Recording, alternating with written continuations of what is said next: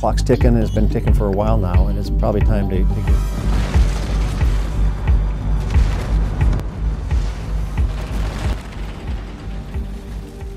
Le paysage de la Californie du Sud est fracturé comme une énorme lettre Z.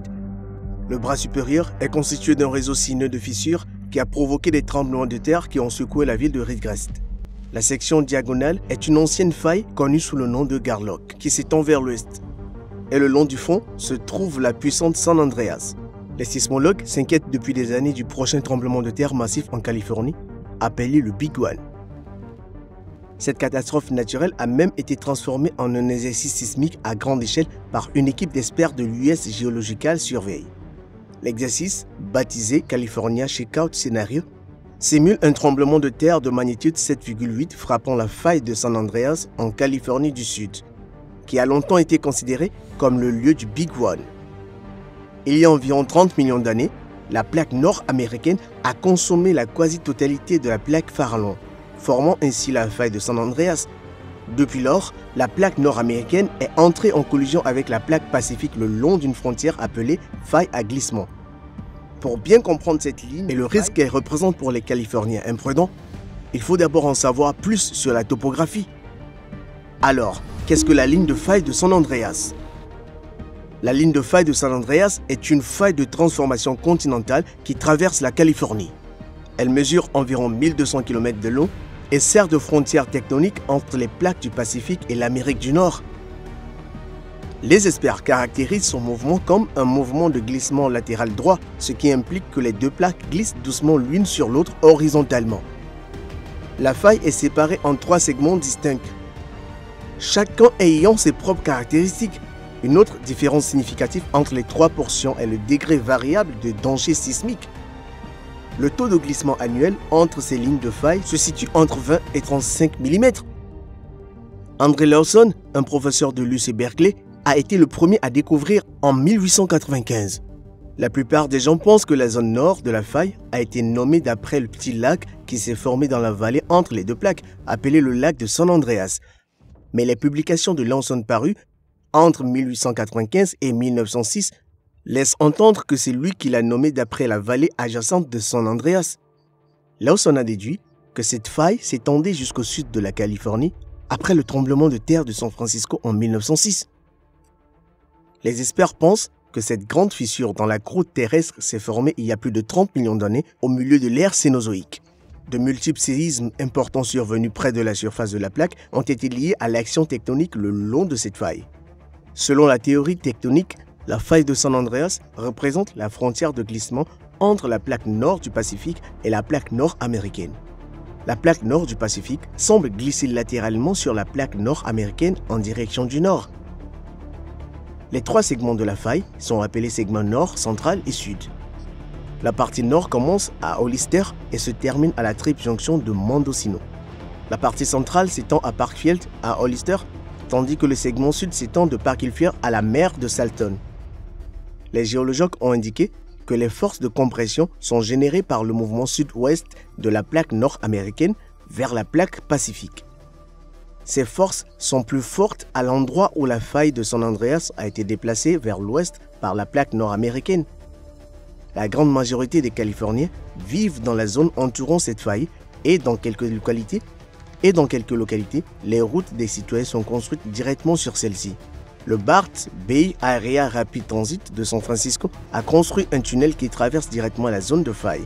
Les plaques ne glissent pas chaque année, mais la pression exercée par les forces de compression s'accumule pendant de nombreuses années avant de glisser sous forme d'un énorme tremblement de terre. La vigilance constante des scientifiques à l'égard de ces lignes de faille est motivée par les séismes qu'elles provoquent. Il est évident que la majeure partie de ces lignes de faille est enfouie sous les bâtiments, mettant les habitants en danger permanent. Si vous prenez l'Interstate 5 en direction du nord à partir de Los Angeles, vous finirez par atteindre le col de Tejon qui se trouve directement sur la ligne de faille et où vous pourrez observer des artefacts des séismes. Sur la chaussée, on voit clairement une plaque qui racle l'autre. La monzonite de quartz métamorphique grise représentée ici provient de la plaque du Pacifique, tandis que les riches sédiments bruns de grès et de siltstone proviennent de la plaque nord-américaine. Ces deux roches n'auraient pas pu se développer ensemble par elles-mêmes. elles ne sont apparues qu'à la suite du mouvement de glissement des deux plaques. Une couche de roche noire, parfois appelée couche de faille, se trouve entre les deux. Si un tremblement de terre devait se produire ici, l'Interstate 5 serait probablement sectionné, coupant ainsi la principale voie de transport vers et depuis Los Angeles. Si vous vous dirigez vers le nord, dans la vallée centrale de la Californie, puis vers l'ouest, vous atteindrez la plaine de Carrizo, qui est en grande partie rurale et ne présente que peu ou pas de développement de l'autre côté de la ligne de faille. Cependant, l'escarpement d'Elkhorn est le site idéal pour observer la ligne de faille depuis le haut, car il y a un important pendage entre les limites des deux plaques. Il est intéressant de noter que le mouvement des plaques laisse également ses empreintes sur les cours d'eau environnants, car les rivières qui traversent la ligne de faille ont tendance à voir leur cours modifié par le mouvement au fil des ans. Selon les sismologues, la partie sud du système de faille de San Andreas n'a pas connu de relâchement substantiel de la pression depuis 1857. Ce n'est donc qu'une question de temps avant que la faille ne provoque un tremblement de terre de grande ampleur et potentiellement dévastateur. La question est de savoir quand cela se produira et quels facteurs ont amené les experts à cette conclusion. Le directeur de Southern California Earthquake Center, Thomas Jordan, a fait une déclaration inquiétante il y a quelques années. Selon lui, la faille de San Andreas est apparemment dans un état critique et peut générer un énorme séisme à tout moment. La partie sud de la ligne de faille semble verrouillée, chargée et prête à partir. L'éminent sismologue a noté que la tension est toujours en train de s'accumuler parce que la plaque du Pacifique se déplace plus rapidement que son homologue, même si les deux plaques se déplacent à peu près dans la direction du nord.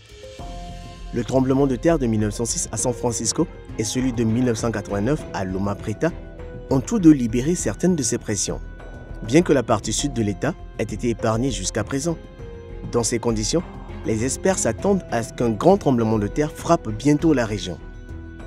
L'US Geological Survey estime que les séismes majeurs se produisent une fois tous les 200 ans, mais nous n'avons aucun moyen de savoir quand ils se produiront.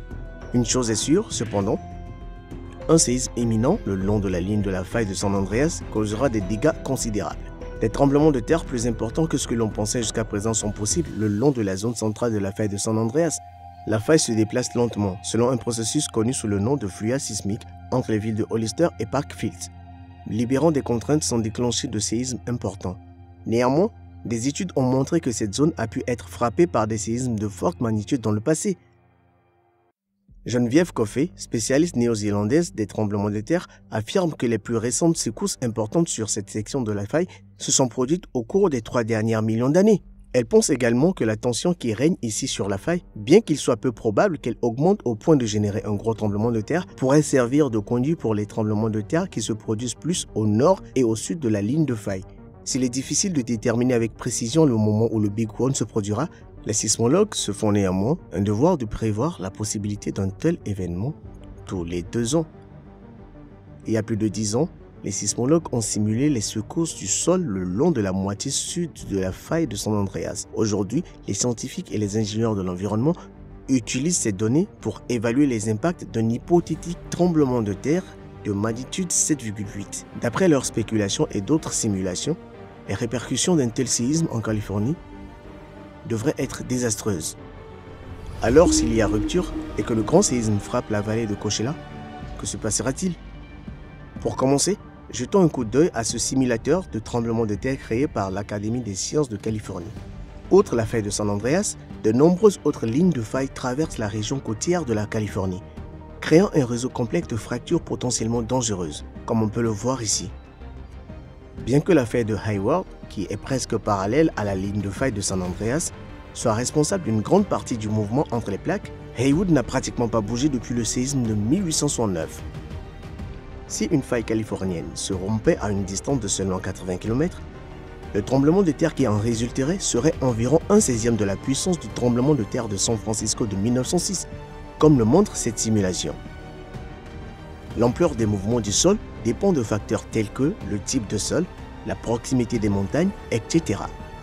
Les scientifiques utilisent ces paramètres pour déterminer la magnitude des secousses du séisme.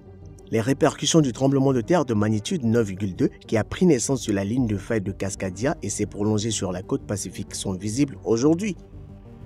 On peut voir comment un tsunami se déplace de l'Asie à la Nouvelle-Zélande, de l'Australie à l'Amérique latine, après avoir d'abord frappé Hawaï, puis avoir été renvoyé sur la côte ouest.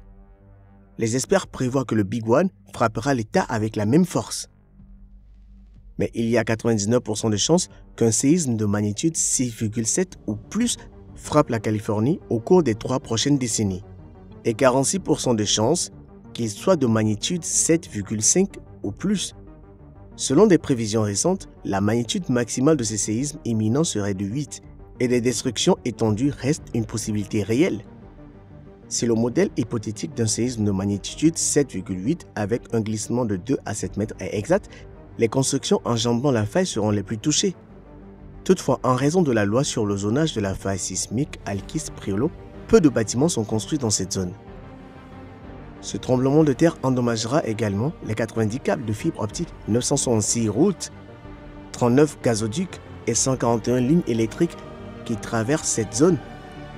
En plus des constructions, le coût de la réparation des dommages causés aux bâtiments est estimé à 33 milliards de dollars.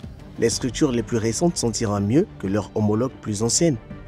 Des incendies d'une intensité comparable à ceux qui ont éclaté à la suite du tremblement de terre de Northridge sont attendus, selon les experts. En fait, il est probable que les dommages causés par les incendies dépasseront ceux causés par le tremblement de terre lui-même.